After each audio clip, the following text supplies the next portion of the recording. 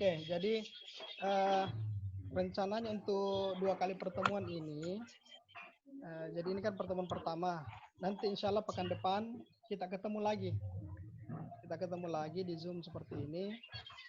Dan saya harap sudah terinstall Mi SPSS-nya dan sudah ada Mi latihan-latihan yang sudah dilakukan. Nah, ada 2 hal di sini yang kita mau lihat. Pertama itu uji kualitas instrumen. Kalau tidak salah di statistik 1 sudah pernah saya jelaskan, tapi itu dengan hitungan manual pakai Excel. Yang uji kualitas instrumen dan uji hipotesis menggunakan SPSS ini sekarang. Jadi uji kualitas instrumen itu yang uji validitas dan uji reliabilitas. Uji validitas apakah instrumennya itu valid sesuai apa yang mau diukur dan reliable bisa dipakai berulang kali. Uji hipotesis itu pakai uji T dan uji regresi. Ada kayaknya lagi yang mau masuk. Sebentar saya terima dulu.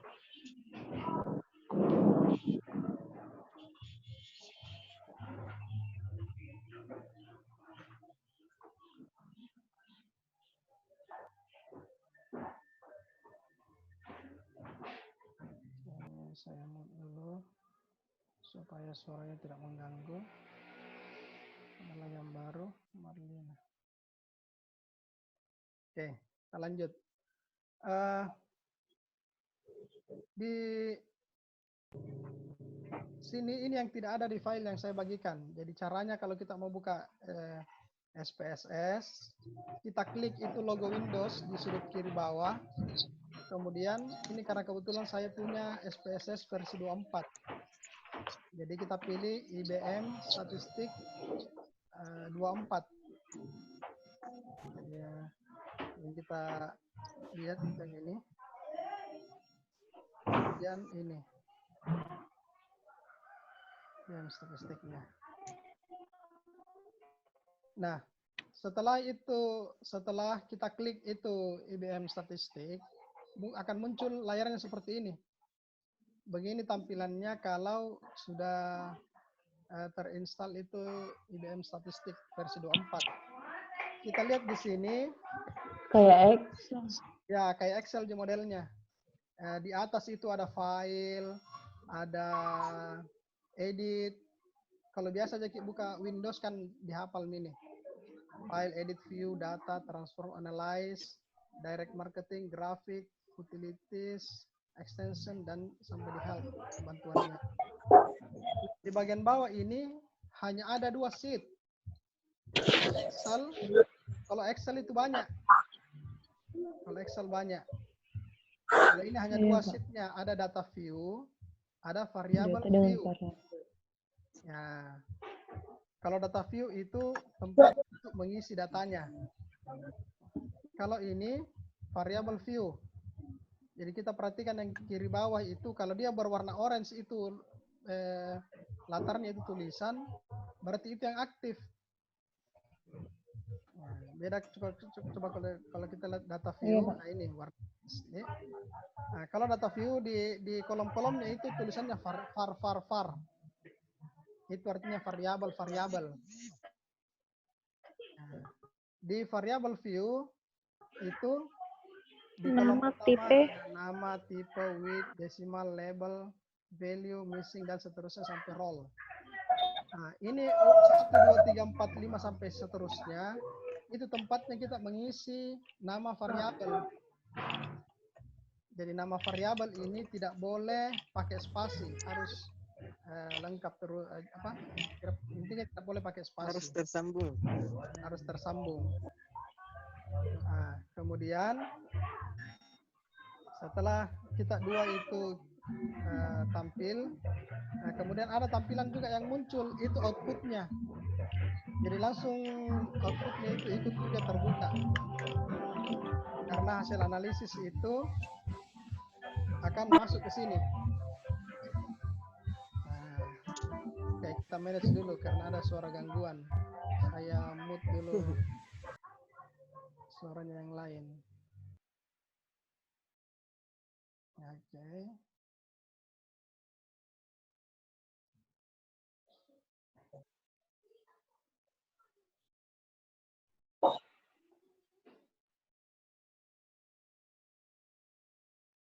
Nah, selanjutnya kita mau mencoba untuk uji validitas. Ada yang mau masuk dulu. Nur Hadijah. Nur Hadijah berapa kali ini masuk ini? Keluar masuk. Nah, di uji validitas, seperti yang satu kemarin, itu kan kita menguji pakai Excel, ini kita mau menguji pakai SPSS. Nah, caranya untuk uji validitas, nah ini ada penjelasan umum saya kasih di situ, mengenai apa itu korelasi parsial untuk uji validitas item. Saya tidak usah jelaskan ini, nanti kita pelajari karena sudah dijelaskan sebelumnya. Nah, ini intinya uji validitas yang digunakan di SPSS itu adalah menggunakan rumus korelasi Pearson.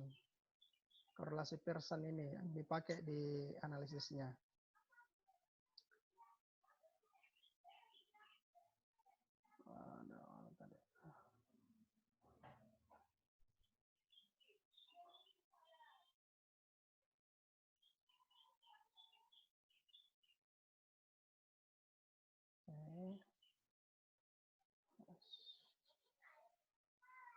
Ya, ini.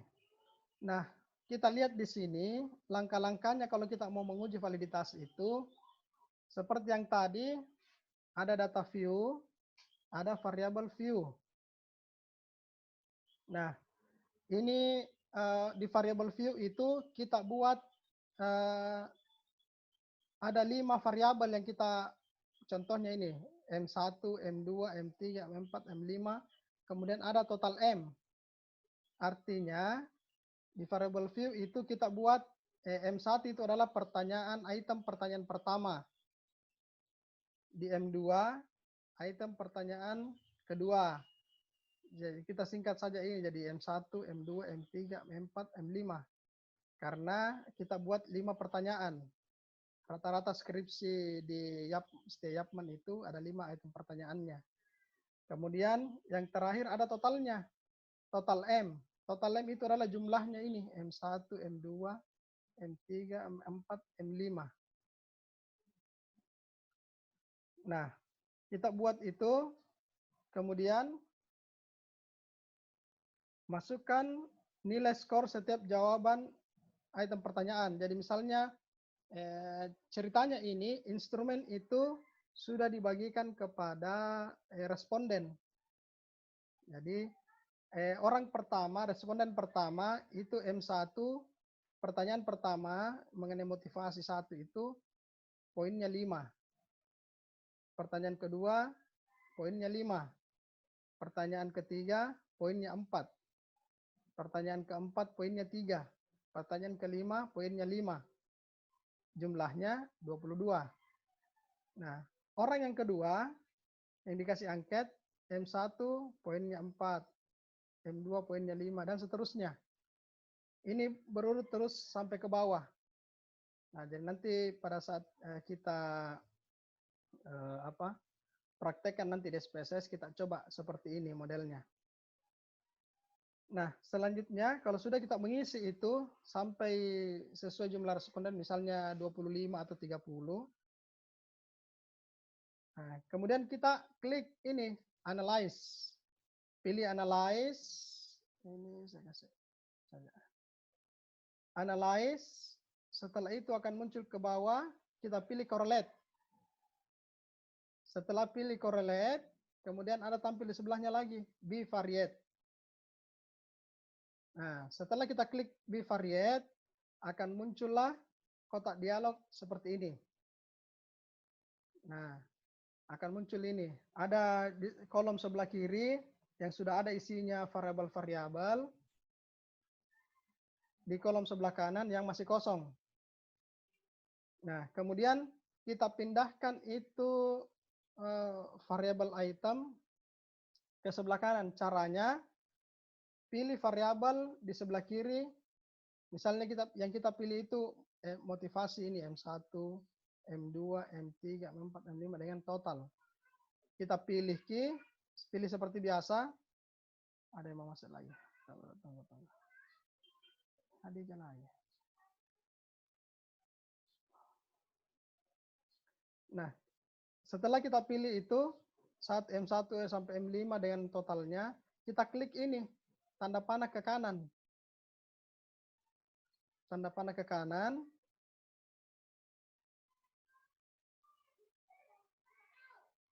Nah, ini kebetulan yang saya kasih ambil semua ini yang item pertanyaan. Jadi yang saya ambil itu ada M1. Aduh, terima lagi.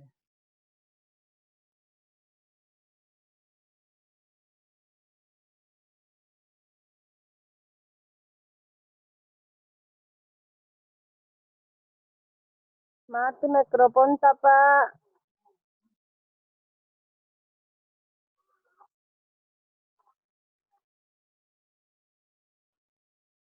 Mikrofon Pak. Oke. Sudah, Mi? Bagaimana? Sudah kedengaran? Iya Pak, sudah ada suaranya Iya, Pak. Pak. Sudah Iya, kedengaran. Ya. Oke. Ya. Jadi setelah tadi itu karena kebetulan ini saya langsung dari 5 variabel tiga variabel. Jadi setiap variabel ada 5 pertanyaannya. 1 ada total. Jadi kalau tadi itu variabelnya yang dibuat di sini adalah motivasi, disiplin, kemudian variabel Y-nya itu kinerja. Makanya saya kasih kode itu ada M1 sampai M5, kemudian ada D1 sampai D5, ada K1 sampai K5. Nah, itu item pertanyaannya. Tapi di sini kita kasih masuk juga totalnya, dikasih masuk ke item sebelah itu, ke item variabel. Kemudian di bawahnya itu ada correlation coefficient, yang tercentak itu persen. Kemudian di bawah test of significance, kita pakai yang two tail, 2 ekor, kiri kanan. Kemudian kita centang juga ini flag significant correlation. Untuk melihat hasilnya, nanti dia bantu ada nanti ada 2 bintang atau 1 bintang atau tidak ada bintangnya. Setelah itu klik OK, klik tombol OK. Nah, hasilnya akan muncul seperti ini, outputnya. Nah, kita perhatikan angka pada tanda kuning.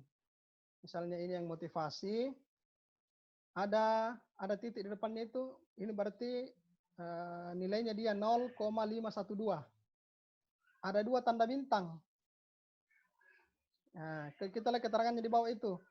Correlation is significant at the 0,01 level. Artinya kalau taraf signifikansinya itu 0,01, dia juga valid. Nah, umumnya kan yang dipakai itu adalah 0,05. Jadi ini bagus sekali ini item pertanyaannya. M1, M2.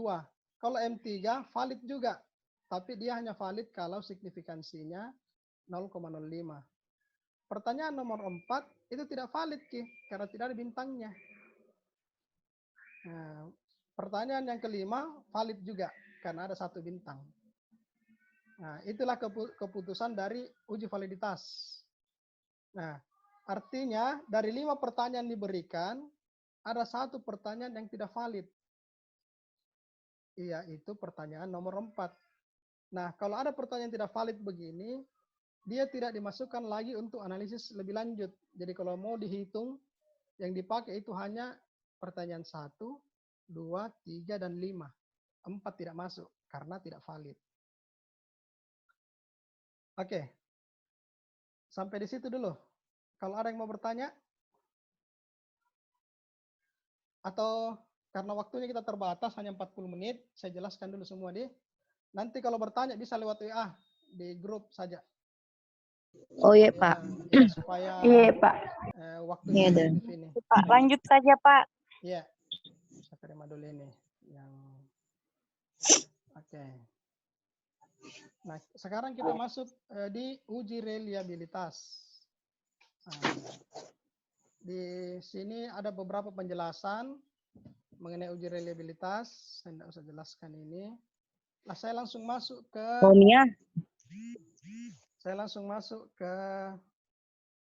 bagaimana mengerjakan. Kenapa tidak ada? Sebentar.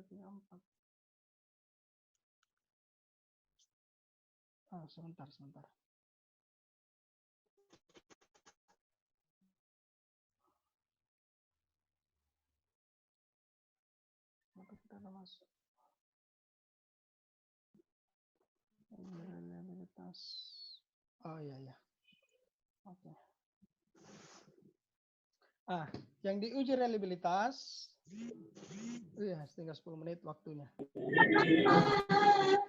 Diuji reliabilitas, yang kita lihat itu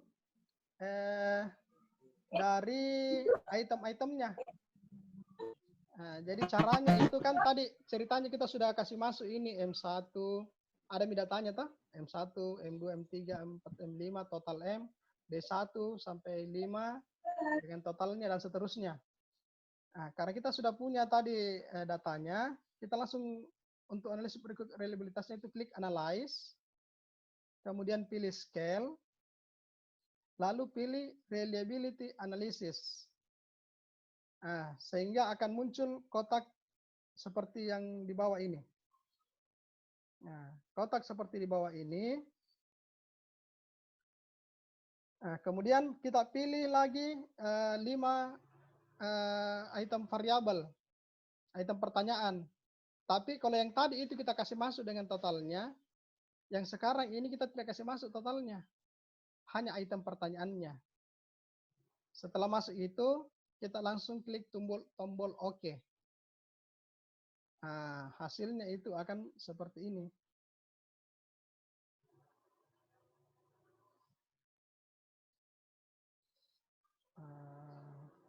Akan seperti ini. Outputnya yang sebelah kanan ini, case processing summary. Jadi ini penjelasannya. Jadi terlihat bahwa data yang valid untuk diproses itu 62,5. Yang tidak valid, kan tadi ada satu pertanyaan yang tidak valid. Jadi hanya 62,5%, yang dikeluarkan itu 37,5. Kemudian reliability statistiknya, ini kita lihat dia minus 0,601. Nah, ini karena reliability-nya minus, jadi dia itu item pertanyaan ini kurang baik. Kalau kurang baik, berarti pertanyaan ini hanya cocok dilakukan untuk penelitian yang di sini saja. Tidak boleh pertanyaan itu kita pakai untuk penelitian lainnya. Begitu penjelasannya untuk reliability. Oke. Selanjutnya, ini uji hipotesisnya. Ini dulu sampai di sini. Tadi ini yang dua tadi validitas dan reliabilitas. Ini adalah untuk uji instrumen.